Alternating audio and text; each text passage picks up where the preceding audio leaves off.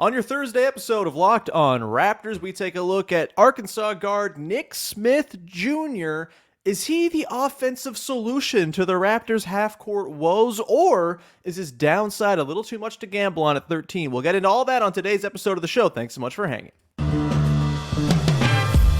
You are Locked On Raptors, your daily Toronto Raptors podcast, part of the Locked On Podcast Network, your team every day.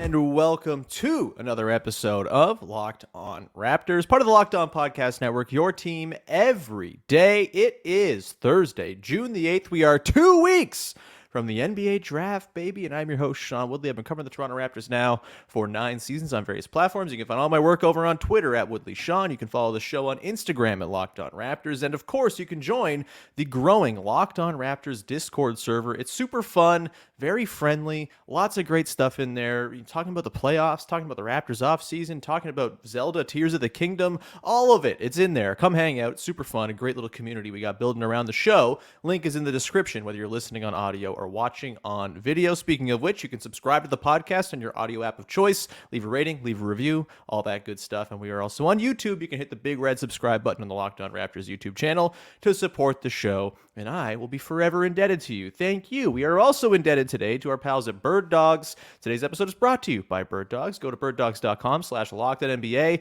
and when you enter the promo code LockedOnNBA, they will throw in a free custom Bird Dogs Yeti-style tumbler with every order. All right, let's get to it. On today's show, we continue on with our pre-draft profiles. The 7th guy we've talked about in this growing list as my personal big board continues to be compiled. And we're talking about an interesting one today. Our second straight day talking about an Arkansas Razorback. It is Nick Smith Jr., the 6'5" combo guard out of Arkansas, the freshman who only played 17 games as a freshman due to injury. Bit of a tricky guy to sort through. Didn't really play in college the way he was projected to play in college. The injury hampered him.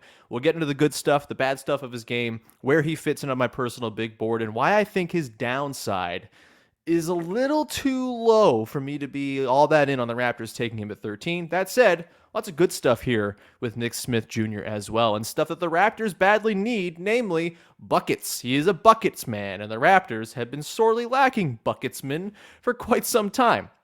Let's begin with the tail of the tape, shall we? Let's get in, sort of give you the rundown. Nick Smith Jr., 6'5" combo guard, again, was teammates with Anthony Black, who everydayers will know. We talked about on yesterday's show. Go listen to that if you haven't yet.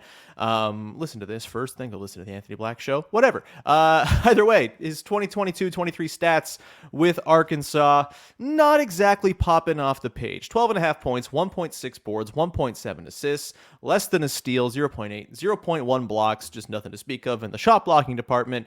39.7% on twos, 33.8% on threes, 74% from the line, and a 47.2 true shooting percentage. Yes, Nick Smith Jr. is in the sub-Malachi Flynn zone for his college true shooting percentage in 17 games. So not exactly what you want to see popping off the page stats-wise, but Nick Smith Jr. is a tricky guy to evaluate on his numbers alone. Again, he played just 17 games at Arkansas, a team that by all counts was kind of a mess spacing-wise. We talked about Anthony Black yesterday. He can't shoot, so he wasn't helping the spacing very much.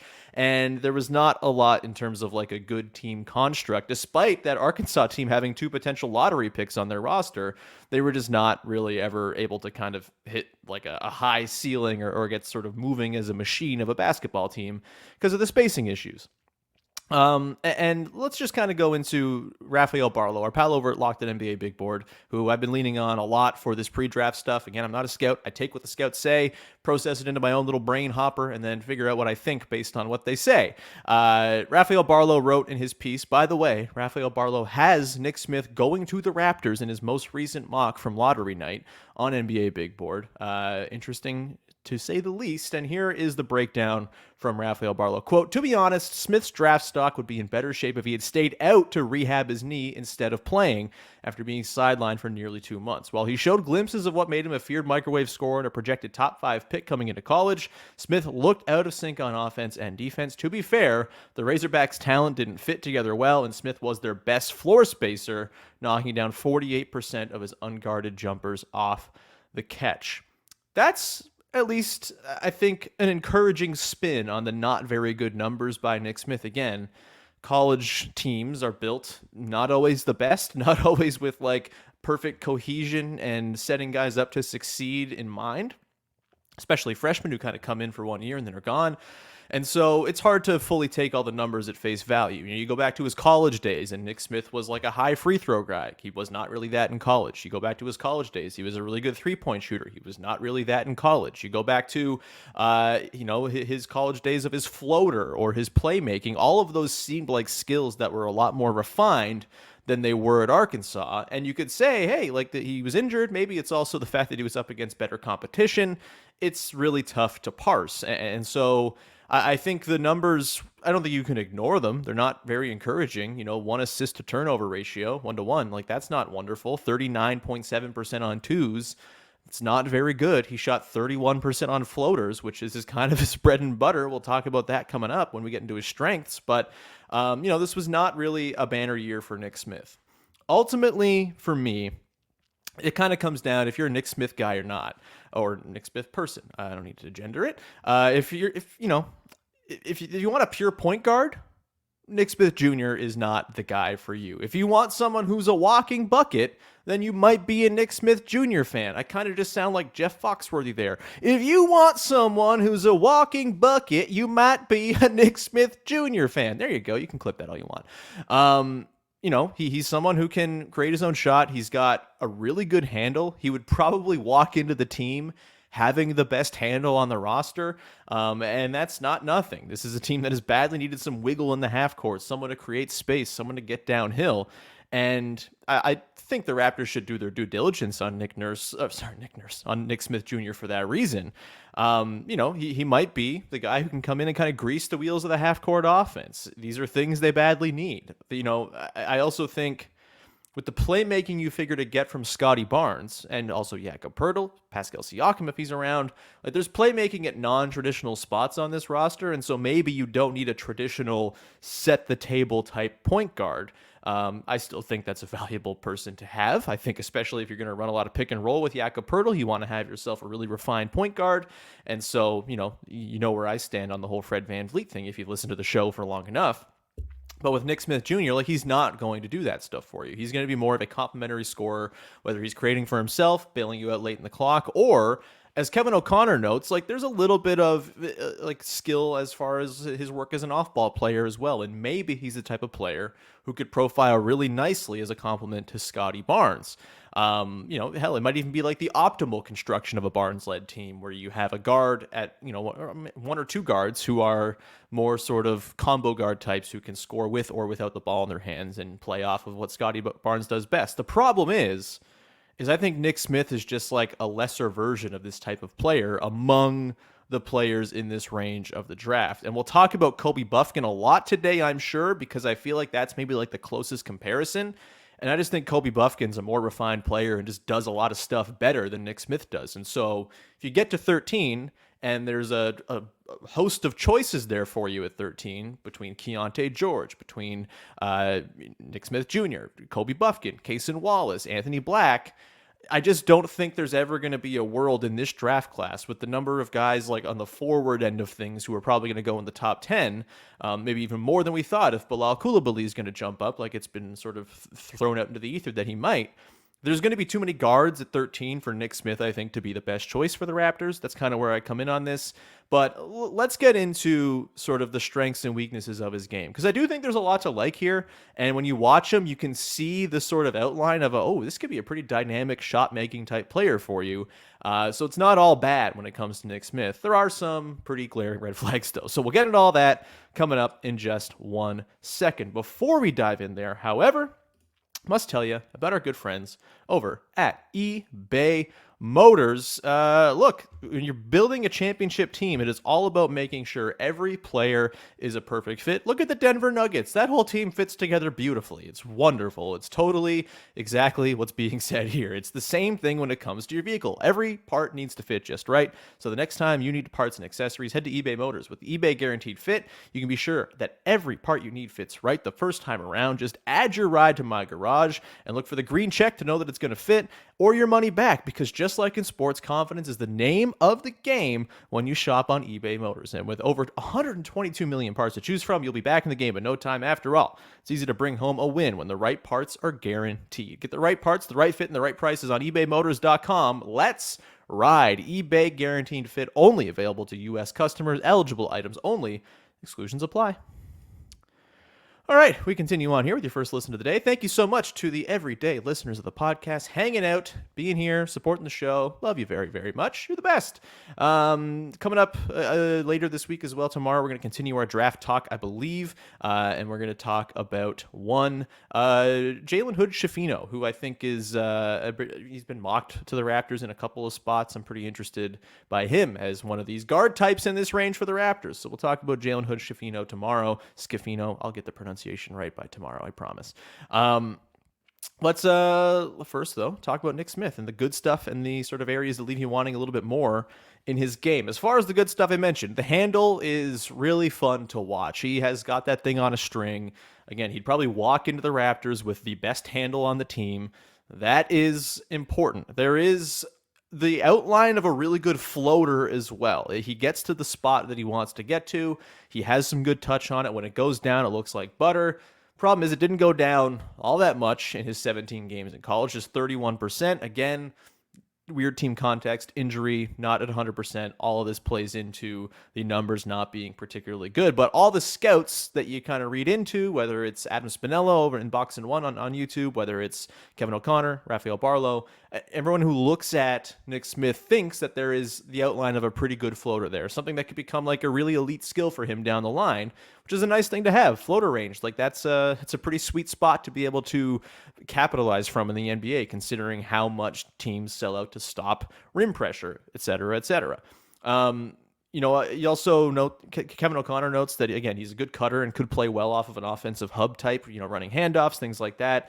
The comparisons he throws out are Jamal Murray and Tyler Hero, which, again, not a comparisons guy myself. I don't, it's not like my favorite way to think about players, but those are the types of players that get thrown out here as guys who, yes, they're really good with the ball in their hands, and that's kind of where they're at their best, but they also have the juice to work off the ball as well, which would be a pretty nice fit alongside either Jakob Poeltl or Scotty Barnes, assuming Poeltl's back. And yeah, Scotty Barnes, obviously, we know what he's going to do, I think, is like a handoff hub. I think that's going to be a real thing for him, especially as he gets that sort of keeper play down and, kind of refines the ways in which he attacks from that triple threat position.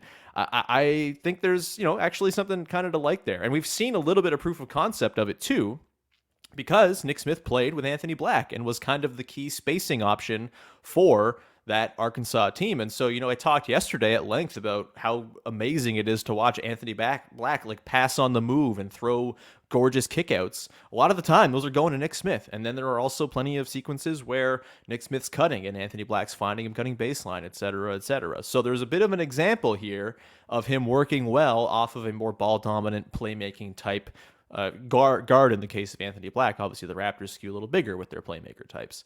Overall, I think he's just like super smooth. He's like really aesthetically pleasing when he has the ball in his hand. He's sort of like long and wiry. It's almost like watching Bones Highland play when Bones Highland's at his best. It's also like watching Bones Highland when Bones Highland's at his worst, because there's a lot of not great stuff not great stuff in Bones Highland's game that kind of detract from what he does as a player overall. The thing that I like about Nick Smith, too, is he tries really hard on defense. Like, he tries his ass off. He needs to, though, because it kind of seems like his instincts and attention to detail leave a lot to be desired just from the film you watch. And that, that's tough. Like, how do you overcome an ability to kind of not read defense and do the sort of finer points? Can that be coached up? Is that more of an innate thing? It's hard to say. I'm not a scout. I don't know. But that's certainly a concern. But because he does try like that on defense, he doesn't totally fit your stereotypical like score first guard who can't play defense type of profile, because he will try out there. I do think though that the lack of sort of attention to detail with his closeouts, was the way he fights through screens, all this type of stuff, that leaves a lot to be desired in Nick Smith's game and could potentially leave him, staring down the barrel of his like lowest outcomes. Because if the defense doesn't come around, if he becomes someone you can pinpoint and attack, it could get pretty dicey pretty quick for Nick Smith. Let's get into the areas for growth. I mentioned the defense. Like, again, you kind of look at the film. Really bad biting at shot fakes, trouble getting through screens, hard time navigating off the ball as a defender. The nice thing about it is it feels like his defensive errors are at least like errors of commission. He's not like not trying to do things. He'll make a mistake because he tries too hard and closes out too aggressively, or he's shuffling his feet too quickly and gets off balance, but he's like very much committing those mistakes, which is good. Maybe you can smooth out the edges there as a coaching staff and sort of rein him in a little bit as far as his over eagerness, and maybe with a little bit more craft, a little bit more thoughtfulness with the way he defends, maybe there's something there to combine with the effort to become a pretty decent defender. I don't think he's ever going to be like a shutdown defender, and a big part of that is he's like very scrawny for his height. And he's not going to be like a switch defender. He's not super physical. And you see it like on both ends of the floor, right? On offense, because of his slight build. And look, guys get bigger. That totally happens. Like there's no saying that Nick Smith couldn't bulk up. Said this about Kobe Buffkin as well. This will be a concern for Kobe Buffkin too. And I love Kobe Buffkin. But when you combine the sort of scrawniness, there just seems like a lot of hurdles for Nick Smith to overcome to become a viable defender in the NBA. It's not just that he doesn't try, or not that just he tries but doesn't have the instincts. He also just doesn't have like the body for it. And then when you get all of those issues kind of compiling, it's totally possible he overcomes them all, but it just makes it less likely that he will, and you have to start comparing him to the other guys in this range. And I just think there are other guys who figure to be better defenders than Nick Smith Jr. and offer similar things on offense, I think. Another note is that like 2-point scoring, not amazing right now. 16.8% of his total shots came at the rim this year. Not a very high volume. You mentioned he kind of leans on that floater, and there's a reason for it. It's because he doesn't really like to meander into the thick of the trees and try to score over contact and stuff like that. He'd rather just kind of pull up 8 feet away with that floater and avoid all of the mess that is getting in there with all the larger people who are stronger than him. He also seems to be pretty like right hand dominant. When you look at the film, like he's always going to his right. The floater is always with his right. The left looks pretty undeveloped, and that ambidexterity is going to have to come along. Otherwise, that's something you can easily scout if you're an NBA coaching staff and say, hey, he can't go to his left. Take him off at the right, and then you're kind of cutting off like the arm of Nick Smith, which you don't want to have a basketball player with no arm on the floor. He shot 39.7% on twos. I'll go back to that number. That is a concerning number, to say the least. And, for someone who fancies himself as like a score-first guard, as a bucket getter, as a microwave guy, not being able to convert on those twos at a higher rate. Again, super small sample here. 17 games. He started 14 of them on a team that was kind of a mess. Like, that matters, but shooting 39.7% on twos also matters. So I don't really know.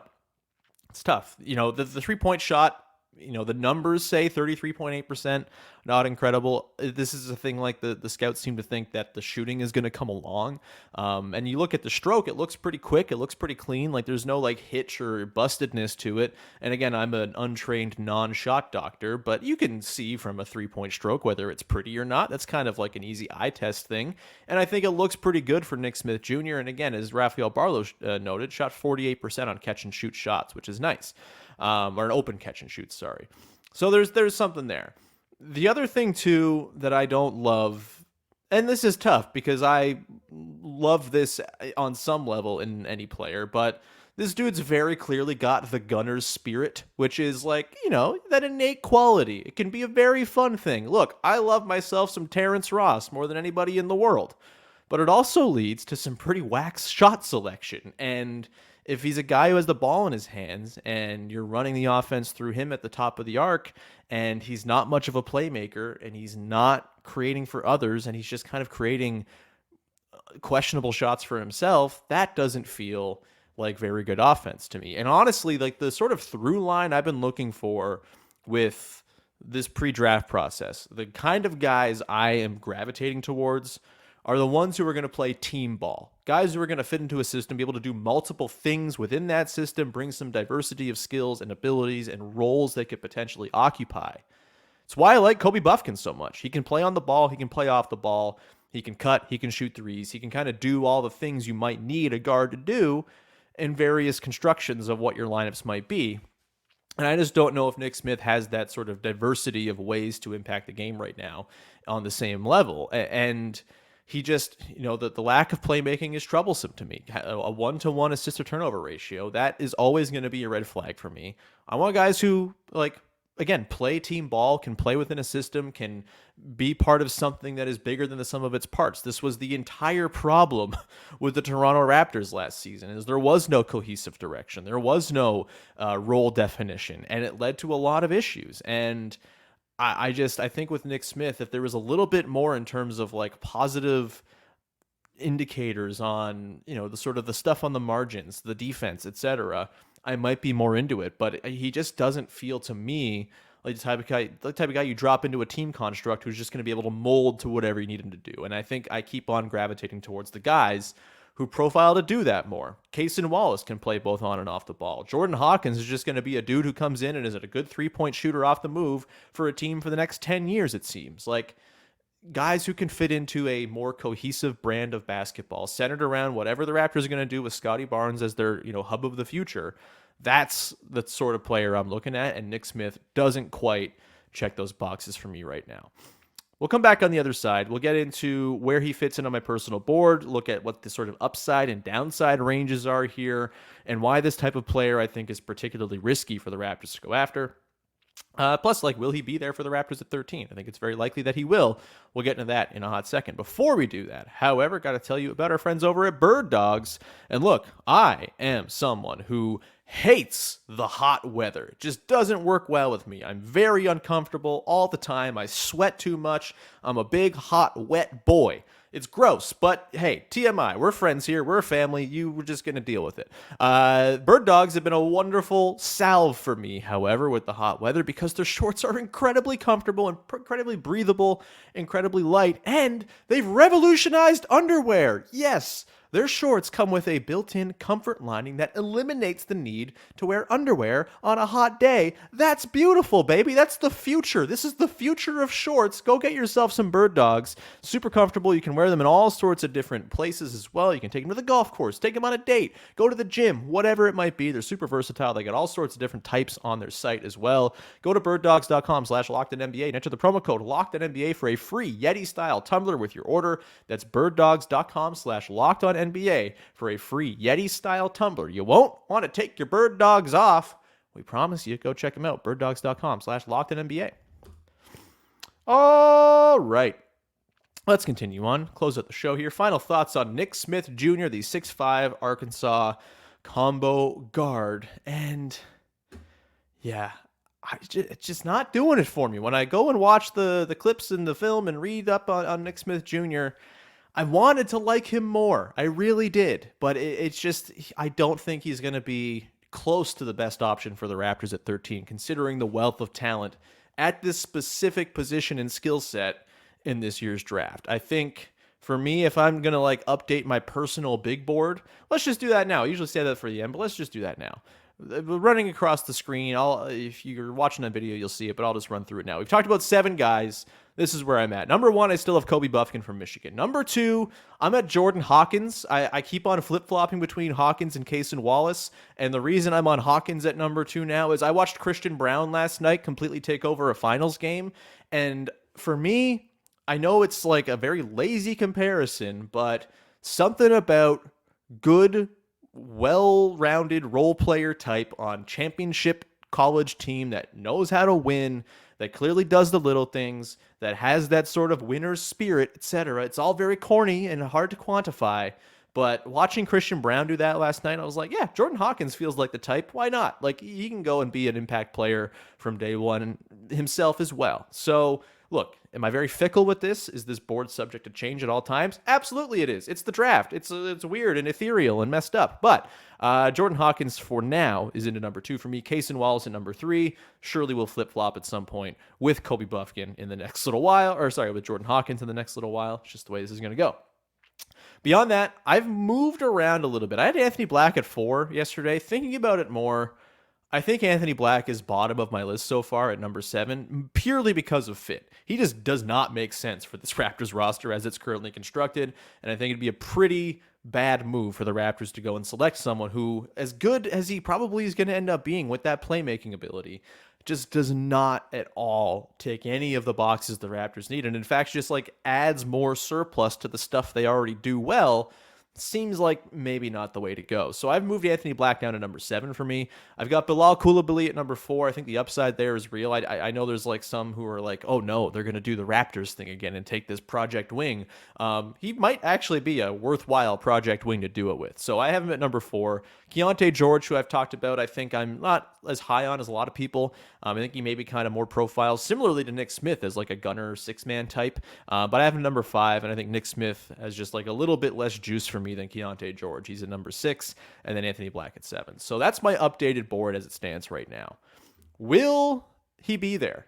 Nick Smith Jr. at 13. I think he will. I think almost certainly he's going to be there, honestly. Just with the way we're hearing things with Bilal Coulibaly, the fact that it seems like a good chunk of the top 10 is going to be forward heavy between Jarace Walker and Cam Whitmore and on down the list, Taylor Hendricks. Like, it feels like the guards are going to be squeezed a little bit here, and the Raptors are going to have a ton of options when they get to number 13. I think Nick Smith Jr. will be one of them. He's being mocked right now to the Raptors by Rafael Barlow. Again, that mock draft is from lottery night, so it's a few weeks old now. Obviously, things change. We'll see. Also, you factor in, oh God, I lost my train of thought. Please forgive me here. He's being mocked at number 17 by Kevin O'Connor over at the Ringer as well. He's down in the 20s for Richard Stamen at Mavs draft. And so I think he's going to be there for the Raptors at 13. I also just think there will be more players who do more of the things the Raptors need and have a little bit more of a sure thing as far as a floor goes than Nick Smith Jr. And so I would be pretty surprised if I'm looking at it on draft night and think, yes, that's the guy they should be going for at 13 right now. This is the tough thing. Is like when you have these score first guard types, which it seems like there's more and more of them coming as the league has transitioned into more of a jump shooting league. A whole generation of players has grown up watching Steph Curry. A whole generation of players will grow up not being as good as Steph Curry. When you have that, it's hard to sort of parse and figure out, all right, who are the Jamal Murrays from this group and who are the Jordan Pooles, who are very good, but also have like pretty significant deficiencies that could lead them to not being able to be on the floor. And then there are other guys like, for example, Bones Highland, who has all the scoring juice you want, but like, does he do anything to play team basketball? That's also a concern. And so how do you figure out where this player profile is going to end up? Is he going to be a Jamal Murray type who can be the second best player on what is about to be a championship team? Are you going to get a Tyler Hero who is a good player but has some pretty serious deficiencies and maybe you worry about paying a big sum of money to them? Or is it going to be a Bones Highland who just maybe is never going to figure it out and has all the scoring chops but not any other real sort of like basketball forward skills? I think Nick Smith has, because he can do the off-ball stuff and because he tries on defense, I think he stands a pretty good chance of like avoiding that super low floor. But the downside is like a score-first guard who doesn't play make for others, who needs to be with the ball in his hands to be at his most effective, whose defense renders him unplayable in the most important games. Basically, the downside is my least favorite type of basketball player. The upside is someone who brings you like an immense amount of offensive pop in a complementary role and whose effort and maybe like a renewed focus to the details on defense make it so he can hang when things get real. He's never going to be your best defender, but you can probably live with him being out there in a big situation. It's really tough. I don't know how to parse it.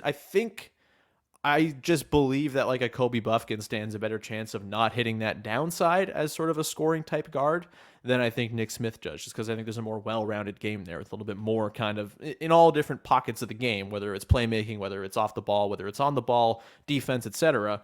Kobe Buffkin just feels like a more refined version of what Nick Smith could be. And that maybe that's not fair. Nick Smith played 17 games. Like, maybe he would have had a Kobe Buffkin-like rise had he played a full season and really kind of gotten his feet under him. But he never did, and we got to go on the information we have.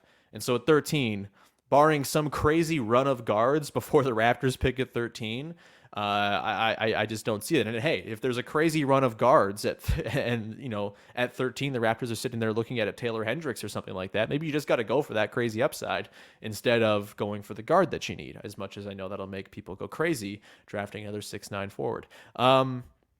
Yeah, so that's where I'm at. I feel like I'm being harsh with Nick Smith Jr. I'm just kind of, talking from the heart. This is just how I feel watching him play. Could totally be wrong. I'm wrong about the draft, as everybody is all the freaking time, but that's just sort of, again, amalgamating all the smart people's opinions, putting them in a little processor, sort of applying them to what the Raptors need, etc.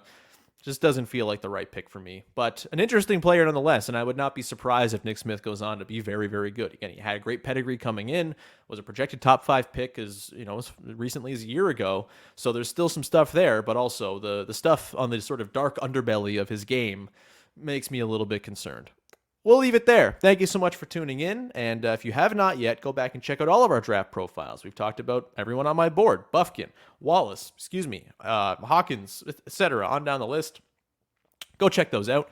Much appreciated, as I'm running out of breath here for some reason. The smoke, it's crazy, even inside. We will, leave it there for now. We'll be back again tomorrow, and we will talk about Jalen Hood-Scavino out of Indiana as we continue this look at all these scoring guards who the Raptors might be in the mix for at number 13. And in the meantime, please go support the show, subscribe, follow, rate, review, etc. It's much appreciated when you go ahead and do that. Also on YouTube, please hit the big red subscribe button to support the video version of the show. If you want to see me on video every day, good for you.